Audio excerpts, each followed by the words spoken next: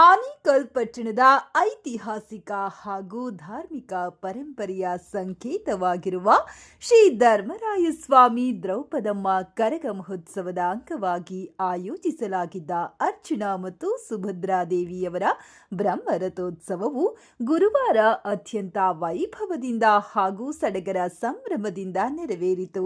5 ವರ್ಷಗಳ ನಂತರ ನಡೆದ ಬ್ರಹ್ಮರಥೋತ್ಸವದ ಅಂಗವಾಗಿ ಮುಂಜಾನೆಯಿಂದಲೇ ದೇವಾಲಯದಲ್ಲಿ ವಿಶೇಷ ಪೂಜಾ ಕಾರ್ಯಕ್ರಮಗಳು ನಡೆದವು. ಕರಗ ಹೊತ್ತ ಪೂಜಾರಿ ರಮೇಶ್ ರವರು ವಿಶೇಷ ಪೂಜಾ ವಿಧಿವಿಧಾನಗಳನ್ನು ನೆರವೇರಿಸಿ ದೇವರಿಗೆ ಮಂಗಳಾರತಿ ಬೆಳಗಿದರು. ತದನಂತರ ಭಕ್ತಾದಿಗಳ ಜಯಘೋಷಗಳ ನಡುವೆ ಅರ್ಜುನ ಮತ್ತು ಸುಭದ್ರಾ ದೇವಿಯರ ಉತ್ಸವ ಮೂರ್ತಿಯನ್ನ ರಥದಲ್ಲಿ ಕುಳ್ಳಿರಿಸಲಾಯಿತು. ಈ ಬಾರಿಯ ರಥೋತ್ಸವದ ಪ್ರಮುಖ ಆಕರ್ಷಣೆಯೆಂದರೆ ರಥವನ್ನ ಎಳೆಯಲು ಬಳಸಿದ ಗಜಗಾತ್ರದ ಹಳ್ಳಿ ಕಾರ್ ಹೋರಿಗಳು. ಪಟ್ಟಣದ ಹಿರಿಯ ರೈತರಾದ ಹೊಸಮನಿ ಗಾಡಿ ಮುನಿಯಪ್ಪನವರ ನೇತೃತ್ವದಲ್ಲಿ 10ಕ್ಕೂ ಹೆಚ್ಚು ಜೊತೆ ಆಕರ್ಷಕ ಹಳ್ಳಿ ಕಾರ್ ಹೋರಿಗಳನ್ನ ಮೆರವಣಿಗೆಗೆ ಕರೆಸಲಾಗಿತ್ತು. ಶಕ್ತಿಯ ಸಂಕೇತವಾದ ಈ ಹೋರಿಗಳು ರಥವನ್ನ ಎಳೆಯುವ ದೃಶ್ಯ ನೋಡುಗರ ಕಣ್ಮನ ಸೆಳೆಯಿತು. ದೇವಸ್ಥಾನದ ಆವರಣದಿಂದ ಆರಂಭಗೊಂಡ ಬ್ರಹ್ಮರಥೋತ್ಸವವು ಪಟ್ಟಣದ ಪ್ರಮುಖ ರಸ್ತೆಗಳಲ್ಲಿ ಸಾಗಿ ತಿಲಕ್ ವೃತ್ತದವರೆಗೆ ಮೆರವಣಿಗೆಯ ಮೂಲಕ ತಲುಪಿತು. ರಥ ಸಾಗುವ ಹಾದಿಯುದ್ದಕ್ಕೂ ಭಕ್ತಾದಿಗಳು ಗೋವಿಂದ ಗೋವಿಂದ ಎಂದು ನಾಮಸ್ಮರಣೆ ಮಾಡುತ್ತಾ ರಥವನ್ನ ಎಳೆದು ಭಕ್ತಿ ಸಮರ್ಪಿಸಿದರು. ಮೆರವಣಿಗೆಯುದ್ದಕ್ಕೂ ನಾದಸ್ವರ ವಾದ್ಯ ಮತ್ತು ಭಕ್ತರ ಹರ್ಷೋದ್ಗಾರ ಮನೆ ಮಾಡಿತು. ತಾಲೂಕಿನ ಹಾಗೂ ಪಟ್ಟಣದ ನಾನಾ ಭಾಗಗಳಿಂದ ಆಗಮಿಸಿದ್ದ ಸಾವಿರಾರು ಭಕ್ತಾದಿಗಳು ದ್ರೌಪದಮ್ಮ ದೇವಿಯ ದರ್ಶನ ಪಡೆದು ಪುನೀತರಾದರು. ಕರಗ ಮಹೋತ್ಸವದ ಈ ಸಂಭ್ರಮವು ಆನೇಕಲ್ ಪಟ್ಟಣದಲ್ಲಿ ಹಬ್ಬದ ವಾತಾವರಣವನ್ನ ಸೃಷ್ಟಿಸಿತು.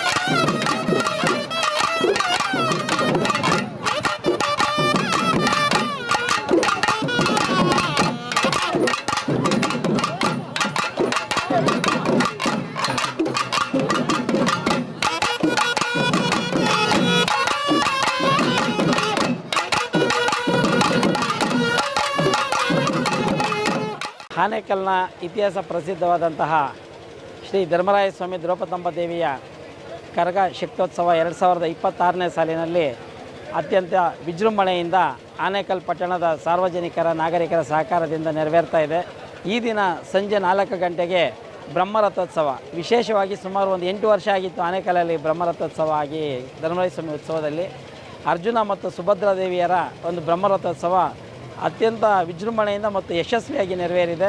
ಅದಕ್ಕೆ ಸಹಕರಿಸಿದ ಆನೇಕಲ್ ಜನ ಎಲ್ಲ ನಾಗರಿಕ ಬಂಧುಗಳಿಗೂ ಮತ್ತು ನಮ್ಮ ದೇವಾಲಯದ ಅರ್ಚಕರ ಕುಟುಂಬದವರಿಗೂ ಮತ್ತು ಮೂಲ ವೈನಿಕುಲ ಕ್ಷತ್ರಿಯತಿಗಳ ಸೇವಾ ಸಂಘದವರೆಗೂ ನಾನು ಈ ಮೂಲಕ ಧನ್ಯವಾದಗಳನ್ನ ಅರ್ಪಿಸ್ತಾ ಇದ್ದೀನಿ. ಅಶ್ವ ಮತ್ತು ಹಳ್ಳಿಕಾರ್ ಎತ್ತುಗಳ ಸಹಾಯ ಮತ್ತು ಜನಗಳ ಸಹಕಾರದಿಂದ ರಥೋತ್ಸವನ ಎಳೆದು ಆನೇಕಲ್ನ ತಿಲಕ್ ವೃತ್ತದಲ್ಲಿ ಪ್ರದಕ್ಷಿಣೆ ಮಾಡಿ ಮತ್ತೆ ಸಂತೆ ಬೀದಿ ಮೂಲಕ ದೇವಾಲಯದ ಆವರಣವನ್ನು ತಲುಪಿದೆ. ಸಾರ್ವಜನಿಕರ ಅತ್ಯಂತ ಸಹಕಾರದಿಂದ ಮತ್ತು ಜನಗಳ ಒಂದು ಕೈ ಮೂಲಕ ಎಳೆದುಕೊಂಡು ಹೋಗಿದ್ದು ತುಂಬ ವಿಶೇಷವಾಗಿತ್ತು. ಅತ್ಯಂತ ಹೆಚ್ಚು ಜನ ಈ ರಥೋತ್ಸವದಲ್ಲಿ ಭಾಗಿಯಾಗಿದ್ದರು. ಅವರೆಲ್ಲರಿಗೂ ಸಹ ಭಗವಂತನ ಆಶೀರ್ವಾದ ಸಿಗಲಿ ಅಂತ ನಾನು ದೇವಿಯಲ್ಲಿ ಪ್ರಾರ್ಥನೆ ಮಾಡ್ತೀನಿ.